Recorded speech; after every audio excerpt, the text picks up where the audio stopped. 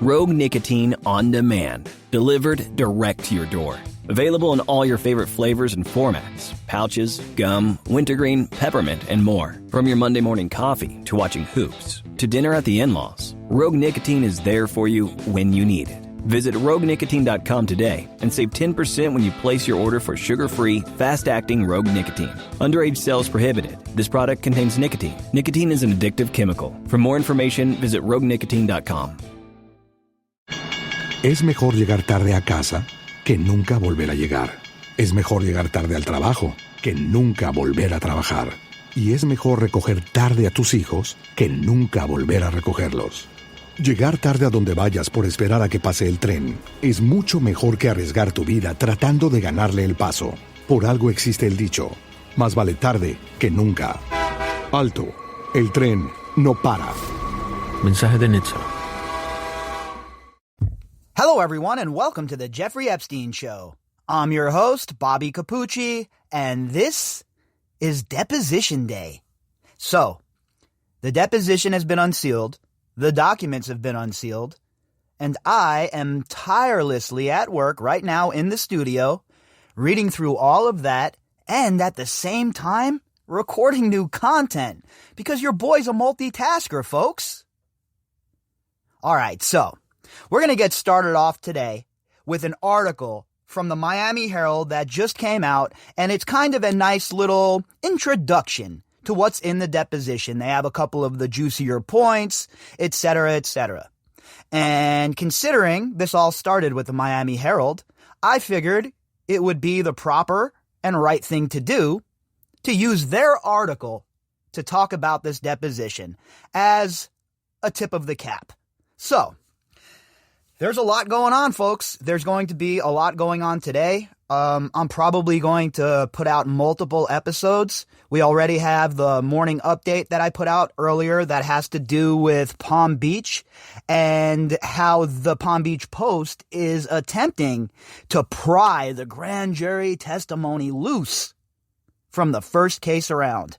And, well, they had a bit of a breakthrough with Dave Ehrenberg, who is the state attorney general, saying that he is okay with it now.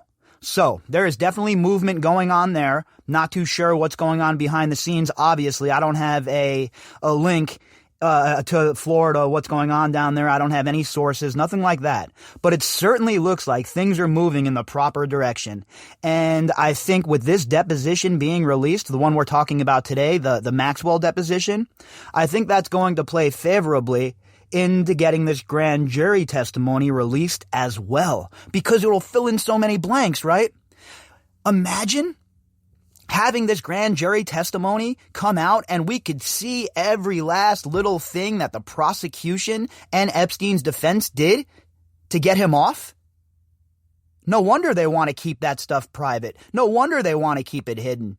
And are you shocked that a judge with the last name of Marks doesn't want any transparency? I am not. So there's a lot going on, right? And today is a bellwether day for this case. This has been a long time coming. These documents have been hidden for way too long. And in the interest of justice and in the interest of transparency, it is about time that they were dumped. So again, this episode is going to get us kicked off for our day. I'm expecting a marathon kind of day here in the studio. I don't have any plans on doing anything else today besides reading the deposition, sitting around in the studio, and seeing what we can figure out and what we can find, because all the time we have spent on this case together. Now, what are we, 748, 49 articles deep? You guys are like my family at this point. I spend more time with you than I spend with my friends. So we're just going to keep it rocking. And you know what? In for a penny, in for a pound. Let's see what this Miami Herald article is offering us to get the day started. All right. So Ghislaine Maxwell testimony, 465 pages of fury, denials, glimpses into Jeffrey Epstein's life. The authors of this article are Kevin G. Hall and Ben Weider. No, Ghislaine Maxwell doesn't remember where she met Virginia Roberts, the woman who says she was recruited from a job at Mar-a-Lago as a teenager to become a Jeffrey Epstein masseuse and eventually a survivor. Well, that's a shock, huh? Ghislaine Maxwell sure does have selective memory loss, considering everybody knows you met her at Mar-a-Lago. It's on the record. I mean, on page 14 and 15 of the deposition, it's pretty clear that she perjured herself. Ghislaine Maxwell perjured herself. And I posted both of those little clips that were screenshotted on my Twitter account and also on the Facebook page. It's obvious to me that she perjured herself with those comments. And right there, as prosecutors, if it was me as a prosecutor, I would have charged her with perjury as well. Yes, she recalls women hanging around Epstein's pool topless, but it was not the common, and they didn't appear underage. Again, everybody's an expert, huh? On how old somebody is. Everybody has the link, and they know who's what and how old you are just by looking at you. I'm sorry, that does not work, especially this day and age. You don't know how old they are because it was the plan to make sure that nobody told their real age. Remember? Oh yeah, I remember. No, despite claims to the contrary, she didn't participate in orgies with Epstein and young girls, including a specific allegation that involved the participation of a 13-year-old. Again, folks, let's just be clear, okay? This isn't just us talking shit. This isn't us trying to paint her as the bipedal serpent she is.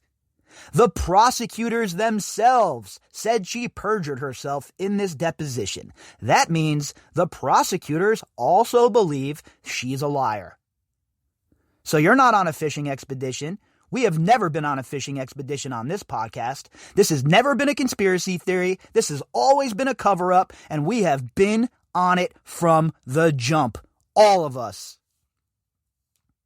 The back and forth comes from a 465-page transcript released early Thursday of a deposition from 2016 given by Maxwell, the former partner, co-conspirator, general scumbag, all-around child abuser and bipedal serpent, alleged recruiter for Jeffrey Epstein. It shows how deeply intertwined she was in what authorities labeled the sex trafficking of minors. And it was, again, that is the central part of this, right? The sex trafficking of minors. Of course, that's the most heinous possible crime you could ever commit. In my book, that is the worst thing you could possibly do is hurt children. Defenseless, little-ass, naive children, and I have no remorse for it. I think I've been very clear about how I feel. If you get caught doing this and you're convicted and a jury of your peers sentences you, well, chemical castration should be your fate.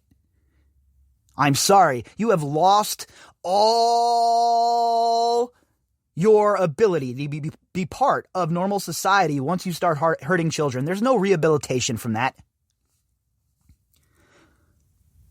Maxwell gave the deposition in a defamation lawsuit settled in 2017, brought against her by Epstein accuser Virginia Roberts. Much of the document remained hidden from public view until the Miami Herald first sued in April 2018 for dozens of documents in the case to be unsealed. And again, we have to give the Miami Herald their credit. Honestly, let's be very clear about this. I don't care about their motivations, right? That their motivations were political to start. I care about what they unearthed. And the Miami Herald did good work here, and they should be lauded for that. An earlier batch of documents was released last summer. While Roberts supported release of the transcripts in July, Maxwell's lawyers had put up obstacle after obstacle to block its release. Yeah, look, how many technicalities did they throw up? How many times did they drag their feet or bring up a loophole? They did not want this released because they knew what was going to happen. And that is exactly what's occurring right now. All of you out there digging in, got your cup of coffee, maybe a breakfast sandwich, in some places it's lunch, and hell, I have listeners on every continent, so everybody, different time for everybody, but I'm sure it's the same routine in every house at all four corners of the globe right now for people who are interested. A nice drink, laying back, someplace quiet, and reading through the deposition that we have been waiting for years. And now it's finally here, and it is time to put an exclamation point on this investigation. It's time to bring in these co-conspirators. And it is certainly time that the predators become the prey. That ended Thursday, after days of wrangling over redactions, when the transcript of the deposition became public. It showed the degree to which Maxwell was obstructive in her sworn testimony about her relationship with Epstein, and the detailed questioning by Robert's lawyers outlined her intimate knowledge of his empire. Again, and for all of you loudmouth jackoffs out there who called Virginia a liar and, you want to sit around on Twitter and bang on your keyboard from your mom's basement, well, put this in your pipe and smoke it, you bunch of absolute ingrated morons. When asked if she had ever seen a girl under the age of 18 in Epstein's home who wasn't the child of a friend, Maxwell denied any knowledge. Yeah, of course she did. What is she? She's not going... Look, this deposition, Maxwell thought that she was never going to have to be called to account for any of this. They never thought Epstein was going to get arrested again. Nobody ever expects the Spanish Inquisition. And then when he got nailed, that is when the sweat started again. I'm sure the Joe Exotic of the Windsor family is sweating bullets right now. So it is an absolute lie, okay? I'll just straight up call it what it is, an absolute lie when Ghislaine Maxwell denies any knowledge. She was the one trolling the malls. She was the one trolling these schools. She was the one trolling Central Park. She's the one who went up to the girl in France. So please spare me your lies, Maxwell. They could have charged you with 100 counts of perjury probably from this deposition from what I've read so far. You bipedal serpent. Enjoy your bologna sandwich. Again, I can't testify to that because I have no idea what you were talking about, Maxwell said. Survey says, lies. She is an absolute liar. And in this deposition, it brings it really to light. You can really tell that she was arrogant and caught up in her own hubris and thought that she would never, ever, ever have to answer for these allegations, for these lies. As Virginia's lawyers continue to press Maxwell on whether she had ever observed underage girls in Epstein's home, Maxwell continued to deny any knowledge in spite of being presented with police reports documenting Epstein's alleged abuse of girls. She was adamant, trying to protect Jeffrey and herself and the operation. Remember, what, you don't think she was conditioned for this? You don't think that her handlers had ever ran through this kind of routine with her in case you ever get busted? This is what might happen. This is what you say. This is what you do. And then you add on to that these high-powered lawyers? Oh, yeah.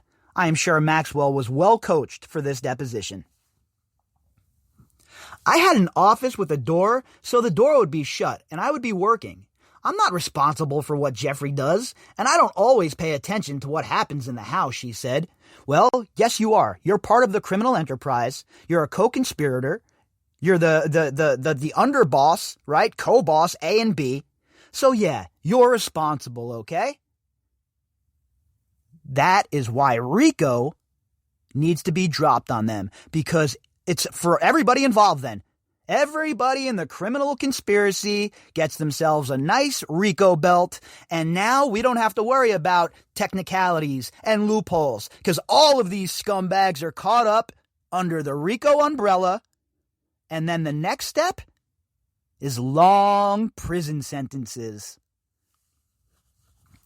The transcript also calls into question Maxwell's assertion that she had little to do with Epstein after his release from a Florida jail in 2009. and is in conflict with her later assertion that Epstein paid her legal bills at the time of the civil case. She was all over the place in this. And now that we have hindsight to guide us 4 years later, 5 years basically later now, well, this is going to be picked apart with laser-like precision. And the people that are going to be doing that are all of you out there, folks. This is a team effort. All of us digging into this, looking for those little kernels of truth, those little nuggets of gold. That's important because in the U.S. Virgin Islands, Maxwell is suing the Epstein estate valued at more than $600 million. She has argued the estate must cover her legal bills because she was an employee who had a verbal agreement with Epstein and that he kept his word about paying her bills until his shocking death in August 2019 in a Manhattan jail. So you had nothing to do with them, huh? Bipedal serpent? You had nothing to do with Epstein for all those years, but he just still paid your bills because he was a nice guy. Jeffrey Epstein was the kind of guy where he just wanted to pay everyone's bills. He wanted to give people money. He wanted to, help everybody out because just from the bottom of his heart, that's the kind of guy he was. Yeah, right. He was paying your legal bills because you were part of the criminal conspiracy. He's paying your legal bills because your handlers demanded it.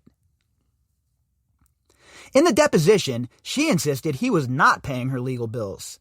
She also appeared to contradict what is now common knowledge that Epstein did work for her father, Robert Maxwell, a high-profile publishing baron who died under mysterious circumstances in 1991. Yeah, that was unearthed recently, right? Remember what I just said, hindsight. We have the benefit of hindsight when we're discussing this now. We're talking about 5 years ago. A lot of things changed. A lot of information has come out. And Ghislaine Maxwell has proven to be a liar. After his death at sea, apparently falling off his yacht called the Lady Ghislaine, he was discovered. He had pilfered his company's pension fund. Sounds like a hell of a guy, huh? Raised the perfect daughter. Apple did not fall far from the tree.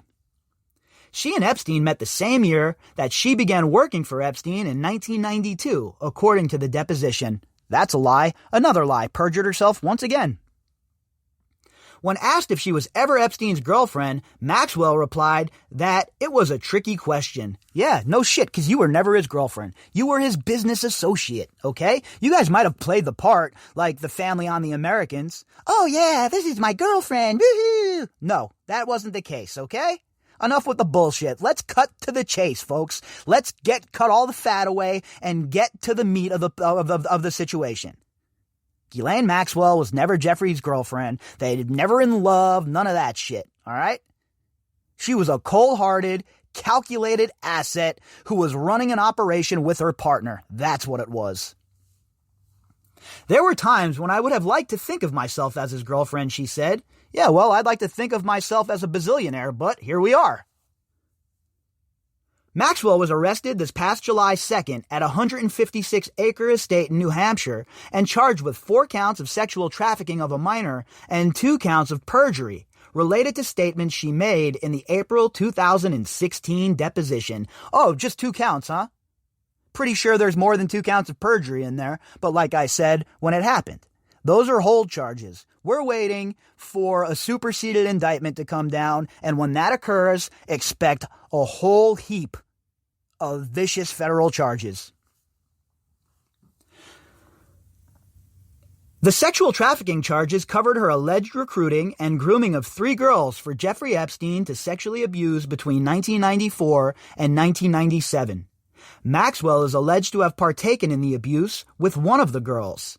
An extraordinarily lenient deal with federal prosecutors in 2008, spotlighted in the Herald's Perversion of Justice series in November 2018, allowed Epstein to escape similar charges. And we talked a lot about that this morning on the Morning Drop in the Palm Beach case and how he was able to skirt those charges and how Krischer and the state of Florida is they are involved in the liability of that, in my opinion, and I think that there should be hefty penalties for those who helped prosecute that case. Maxwell's presence presence as an adult woman helped put the survivors at ease as Maxwell and Epstein intended, said Audrey Strauss, the acting U.S. attorney for the Southern District of New York, in announcing the charges against Maxwell in July. The newly released transcript depicts Maxwell as an obstructionist, making lawyers repeat a question 4 or 5 times on questions such as whether calling a victim a liar can be psychologically harmful. And that's what they do. She's trying to obfuscate. She's trying to, find a technicality, a loophole, a way to get out of answering the question. And her lawyers were well adept at helping her do so. But guess what? We're on to you, Ghislaine. We have all the circumstantial evidence, and now we have this deposition to go back and cross-reference to. So, in the words of plenty of people throughout history, you are effed. Frustrated by Maxwell's non-answers, lawyers then turned to the allegation by several women who said they were brought in as minors to give massages to Epstein at his Palm Beach home. Many said there were sex toys present and that Epstein unexpectedly used them as he forced himself on them. And this is not one girl, this is not 2 girls, this is not Virginia, this is not Maria. These are the girls, the Palm Beach high school girls that were brought there, the Haley Robsons of the world. And it is obscene that only one of those girls was brought before the grand jury. Absolutely obscene and unacceptable. Maxwell responded by asking for a definition of a sex toy. Oh, how? Really? You don't know what a sex toy is, Miss Oxford? No, I need you to define a sex toy. I don't have enough knowledge of sex toys, she responded. Oh, yeah, okay. You don't have enough experience with them, enough knowledge? How come they were all over the house? How come you had a whole basket full of them that old boy had to clean up, them up after you were done? You're not fooling anybody, Ghislaine, you bipedal serpent. And guess what? All of your chickens have come home to roost. All of those girls that you helped abuse, all of those girls you brought into Jeffrey Epstein's orbit, this is their time. Your time has passed. What was coming? A first batch of documents in the Roberts-Epstein lawsuit was unsealed on August 9, 2019, a month after Epstein was arrested on new federal charges of his sex crimes and the day before his death by alleged suicide. And those 2,000 documents were a bellwether in this case. Without those 2,000 documents being dumped, without those documents being put out into the public sphere, I don't think we'd ever have this deposition. So it's a huge deal. It's incredibly awesome that the precedent was set, and I really hope that Palm Beach follows suit. The unsealed documents in 2019 detailed Maxwell's alleged role in finding girls to satisfy Epstein's insatiable sexual appetite. It also alleged that Roberts, who was about 17 when Maxwell allegedly recruited her to have sex with Epstein, had been directed to have relations with a host of Maxwell and Epstein's prominent friends. And we've, obviously talked about this a lot from the first dump. All of the really prominent, highly placed people that Virginia says that she was trafficked to, and all of the disgusting rat bastards who were named have been discussed at length here on this podcast. These included former Maine Senator George Mitchell, former New Mexico Governor Bill Bitch-Ass Richardson, French modeling scout Jean-Luc Brunel, American hotel magnate Tom Pritzker, and New York hedge fund manager Glenn Dubin. So all of these guys that were named by Virginia, why aren't all of them called in under oath? They're accused of very heinous crimes here, folks. At the very least, they should all be brought in and put under oath and have a nice talk with the FBI, right? Why would they not, at the very least, be brought in to have a talk? If they're innocent, fine, prove your innocence. But if they're not innocent, if they did do this, then how broken is our system? How corrupt is our Justice Department? Because these are some of the most powerful men in the world, folks, and they're not even being put with their feet to the fire to answer any of these questions. It's time for that to change. Your money, your power, your status. that doesn't give you the go-ahead to abuse other people. That doesn't give you the go-ahead to treat other people as less than. And it's time these people learn that.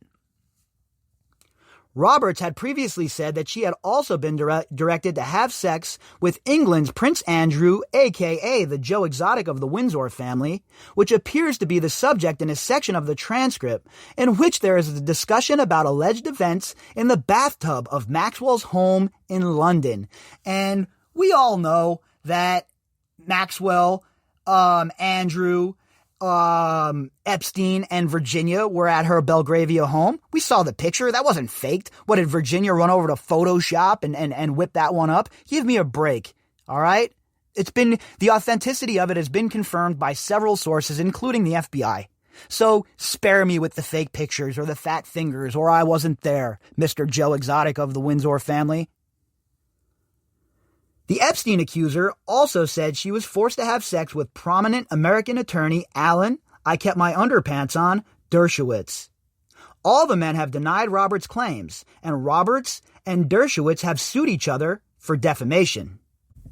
And we've all seen how unhinged Dershowitz has been, so I'm sure this is going to launch him over the edge here. He's going to be running around Martha's Vineyard naked looking for a volleyball game all disheveled after this one, folks. After Epstein was found dead in his jail cell at the Metropolitan Correctional Center, Maxwell largely disappeared from public view. She was photographed at a Los Angeles In-N-Out burger restaurant, an unusual locale for a British socialite, weeks after Epstein's death. Well, I don't know about that, but, In-N-Out has some quality burgers. If you folks that have never had it, it's good shit. So I don't know why they would say a socialite might not go there, but the picture that was taken there certainly was doctored. There was some tomfoolery going on with it for sure. So, I don't even know, honestly, if she was even there, right? That picture is very fraudulent in my opinion. So I think it was just another disinformation attempt by her and her mouthpiece, LG. The New Hampshire house where Maxwell was arrested was purchased through a shell company in December 2019, and Maxwell kept her name off the purchasing documents, according to someone familiar with the details of the sale. She toured the house under a pseudonym, with her quote-unquote husband, Scott Borgerson, both having their haughty-taughty accents. It all added weight to an argument by lawyers for the Herald that Maxwell's April 2016 deposition was a judicial document in a settled case and that there was public interest in releasing it. And there's no doubt in my mind. That is exactly what the Second Circuit Court of Appeals thought. These are judicial documents. They need to be public record, and that is the end of it. And finally, somebody, legally speaking, smashed Ghislaine Maxwell's legal team over the head with a cudgel and told them to shut their fat yaps. U.S. District Judge Loretta Preska ruled in July 2020 in favor of the Herald, ordering that the deposition and several related documents in the Roberts-Maxwell lawsuit be made public. Maxwell appealed that, and on Monday, the Court of Appeals for the Second Circuit ruled against her. That set in motion another round of court filings where Maxwell's attorneys sought further delay and argued for blacking out more names and descriptions. So they went from let's not get her released to try and have as many redactions as we possibly can. They will do anything, folks, to keep the truth from reaching you. And the scuzzbags in the legacy media, they're part of that too. So remember that when you're running over to read MSNBC to get your rage porn, or you're out in the New York Times trying to think about how bad the other side is. Well, just remember, those very same authors, those very same people and politicians who live on that ivory tower on both sides of the aisle were involved in not doing a thing about this for decades. Two unidentified persons who provided testimony in the civil suit this week were given another 14 days to convince Preska to redact their names and some information. The deposition also factors into Maxwell's ongoing criminal case scheduled for a July trial. Her lawyers have argued that the deposition had been released illegally to federal prosecutors, a charge the prosecutors dispute. The deposition release, her lawyer said, would jeopardize chances of a fair trial in the criminal case. Oh, boo-hoo. And I'm glad to see the court didn't agree with that, because it's a BS reason. What you're doing is speculating that the juror pool is already tainted before you've even talked to anybody. So how in the hell do you think that's going to go over? Nobody's believing that. Nobody's buying that. And the court certainly wasn't buying it. So now, Maxwell, it is time for you to reap what you sow. And it's time for the rest of us to continue on the hunt. All right, everybody. So I will be back more to fill in some more blanks. We'll talk about some more stuff later on. And obviously, we'll read some more articles as they're coming out today. I'm going to stick around. Like I said, I'm going to read through this deposition, try and get as far as I can before more episodes later on tonight. But there we are. There's a quick update for where we stand. And I'll tell you what, folks, it's going to be a wild ride from here on out. If you'd like to contact me, you can do that at bobbycapucci@protonmail.com. That's BOBBYCAPUCCI@protonmail.com. You can also find me on Twitter at BOBBY_CAPUCCI. All of the links that go with this episode can be found in the description box. All right, folks, I don't have a timetable as far as when I'll be releasing other episodes today, but be on the lookout. There might be multiple. There might be one more. Who knows? We'll follow the news wherever it leads us. 911, what's your emergency? Una camioneta que se cruzan las vías. Y el tren, ay Dios mío. Señora, ¿me estás diciendo que un tren le pegó a una camioneta? Sí, yo pensé que alcanzaría a cruzar, ellos iban rápido, creo, y después... Ay Dios mío, qué horror. No puedes saber a qué velocidad viene un tren. Por eso están los señalamientos de advertencia. Obedécelos. Alto. El tren no para. Mensaje de Netza. Rogue Nicotine on demand, delivered direct to your door. Available in all your favorite flavors and formats: pouches, gum, wintergreen, peppermint, and more. From your Monday morning coffee to watching hoops to dinner at the in-laws, Rogue Nicotine is there for you when you need it. Visit RogueNicotine.com today and save 10% when you place your order for sugar-free, fast-acting Rogue Nicotine. Underage sales prohibited. This product contains nicotine. Nicotine is an addictive chemical. For more information, visit RogueNicotine.com.